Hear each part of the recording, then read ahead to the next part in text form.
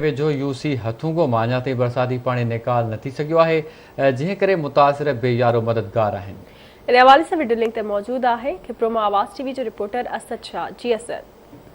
जी बिल्कुल, असां हिन वक्त खिप्रो टू हथूंगो मेन रोड ते मौजूद आहियूं। ही यूसी हथूंगो जे डडरो आहे।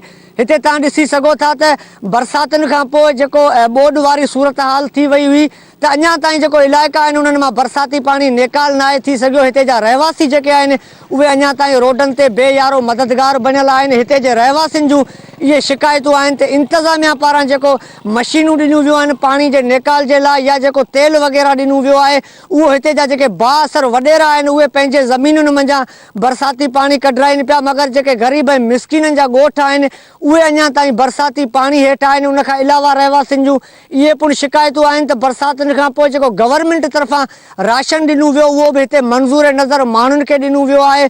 असां अञा ताईं रोडनि ते बेयारो मददगार बणियल आहियूं। असांखे अञा ताईं को बि इमदादी राशन न आहे ॾिनो वियो। उन खां अलावा रहवासियुनि जूं इहे पिणु शिकायतूं आहिनि त शुरू मंझि हथूंगो जेको अछड़े थर जो गेटवे शहर आहे उते टेंट सिटी क़ाइमु करे असांखे 11 ॾींहं उते तरसायो वियो। उन खां पोइ असांखे उतां खां बेदख़ल कयो वियो, जेको असां अञा ताईं उन्हनि साॻी रोडनि ते बेयारो मददगार बणियल आहियूं।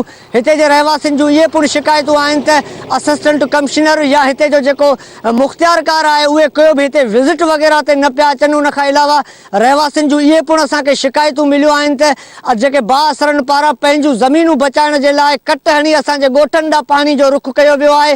बरसाती पाणी जेको हिकु त पहिरीं असांजे घरनि मंझि जेको जमा हो, उन खां पोइ बाअसरनि पारां जेको छॾियल पाणी आहे उहो पिणु असांजे घरनि असांजे ॻोठनि में दाख़िल थी वियो आहे। हिते जा जेके रहवासी आहिनि उन्हनि आला इख़्तियारनि खां मुतालबो कयो आहे त असांजा जेके ग़रीब मिसकिननि जा अजा आहिनि उन्हनि मां बरसाती पाणी निकाल कराए असांजी सहायता कई वञे। जी।